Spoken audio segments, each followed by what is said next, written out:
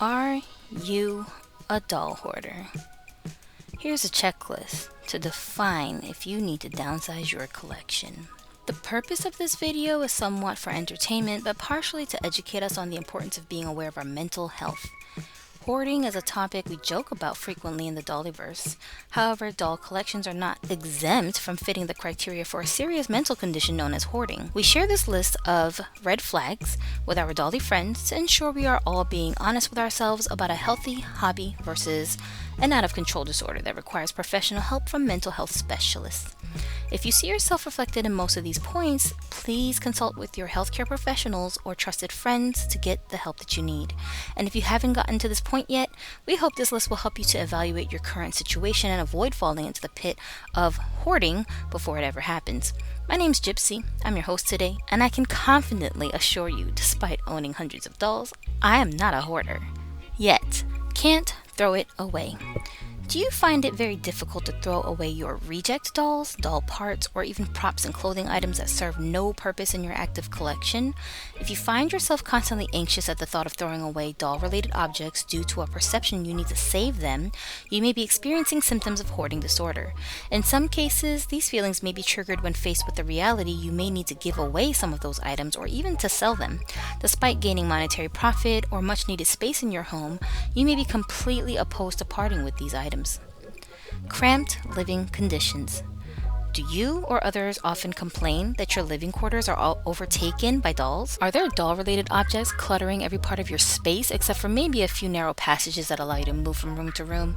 Do you find your dolls are covering common areas that others may need to access, like your countertops or tabletops in a bathroom, living room, pantries, kitchen, hallways? Do you have to balance yourself as you move up and down the stairs because dolls and props are spilling over those areas?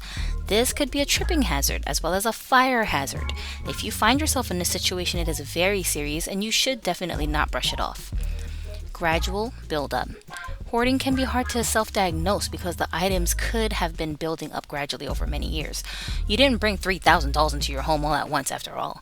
Look around. In addition to the dolls and the props themselves, do you find yourself keeping every open package regardless of the condition of the box? Are you neatly organizing and categorizing your items, or are they just all over the place? Are there totes and boxes stacked up all around your house containing empty doll boxes, stands, certificates of authenticity, clothes, shoes, accessories, doll heads? These are definitely alarms that you should not ignore. Never done shopping. The problem with hoarding is that oftentimes it is a private issue that doesn't draw the attention of others until the problem has become quite severe. Do you find yourself purchasing new dolls which you justify for some minute nostalgic reason, such as a doll that reminds you of somebody you love, or a doll wearing clothes from a specific era that brings memories of a happier time in your past? While shopping for dolls, are you aware there is no immediate room for storage of these items back at your house? Does the thought of going a long while without acquiring new dolls make you inwardly cringe? This doesn't count as a new doll. Do you sometimes justify buying or bringing in new dolls by telling yourself it's okay because the item is not really new? For example, you find dolls in a thrift store or yard sales or flea markets at really low prices, or you volunteer to take home all the used dolls being recycled or thrown away by your friends, neighbors, or the children that grew out of them. Low prices, used conditions, and free dolls do not exempt them from being counted as new. If you do not have space to display or to store your items neatly, you should be very critical of this need to collect unnecessary dolls or doll clutter. This is a major red flag, and you should consider discussing your concerns with somebody you trust. Conflicts with people. Do you find yourself clashing with loved ones who are concerned with the condition of your living space due to the overwhelming amount of dolls and related items? Are you arguing with people who think you need to downsize your collection? Are people feeling as though you are neglecting your relationships with them in favor of building your relationship with a doll? Although our dolls are meaningful to us, we should remember they are not real people and simply inanimate objects. We can sometimes find great satisfaction in role-playing, dressing them up, almost like a form of therapy, and there's nothing wrong with that. However, the purpose of therapy is to help us function better and relieve mental anguish. If losing yourself in your Dollyverse is causing you to neglect or have conflicts with real people, you should try to evaluate your situation and look at things objectively, especially if people are dependent on you for care of emotional support, such as a spouse or your children. Why are you keeping everything? Here are some reasons you might be using to justify continuing to grow your hoard of dolls. You think the items are significant due to rarity or uniqueness. The dolls have some sentimental value. You are anxious when you're not surrounded by these items, even feeling as though you are safer when they are around you. You think throwing or giving them away or selling these items will be equivalent to wasting them. It's not a collection. Although your habit might have started as a collection, you may have evolved into hoarder status without even realizing it. What makes a collection different from a hoard? Collectors tend to look for very specific pieces to add to their stash. They often categorize them and they make sure to display them with care. Even very large collections like mine, although I know collectors with way more dolls than I have, are usually not a part of uncontrolled clutter.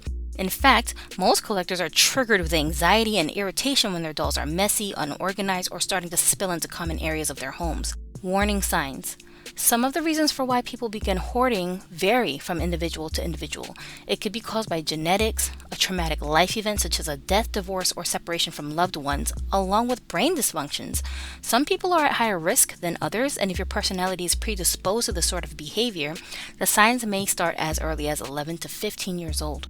Over time, the behavior and symptoms can become worse and truly recognized later in life. People who hoard tend to be very indecisive and anxious. An underlying mental disorder may be contributing to this harmful habit, such as clinical depression, anxiety disorder, obsessive compulsion, or even ADHD. And don't feel bad, I suffer from some of these disorders as well. Remaining in this condition could lead to dangers like fires, illnesses due to unsanitary conditions, injury from tripping or items falling on you, family problems, home evictions, and other social issues that may affect productivity at work.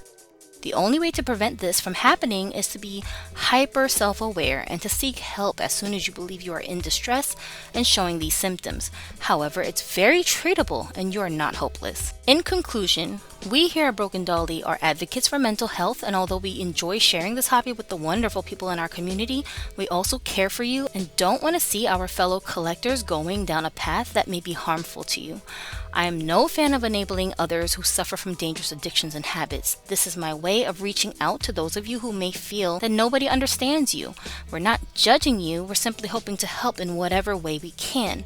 Cognitive behavioral therapy has been proven to be tremendously good for people in helping them to work through their hoarding disorder, and we pray you will love yourself enough to find help if anything on this list triggers your concerns. We appreciate you for taking time to watch this video. People share it on your social media platforms so that more people who need to hear this message will be reached. We wish you the best of luck and happiness. I'm Gypsy. I hope you're subscribed, and I'll see you in the next one. From our Dolly crew to yours, have the dolliest day.